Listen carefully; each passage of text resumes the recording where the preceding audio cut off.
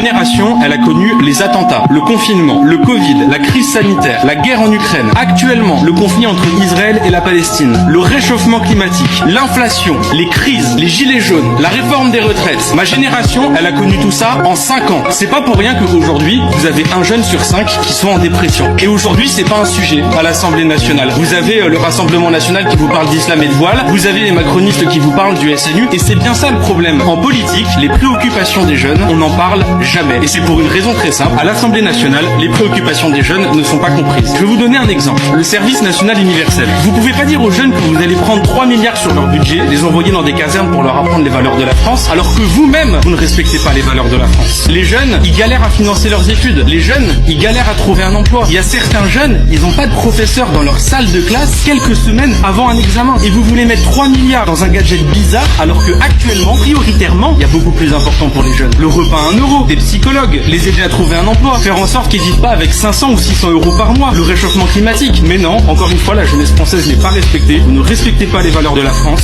Vous mettez tout cet argent dans un SNU qui nous coûte cher, et vous ne comprenez pas que ce soit ressenti comme une injustice par la jeunesse.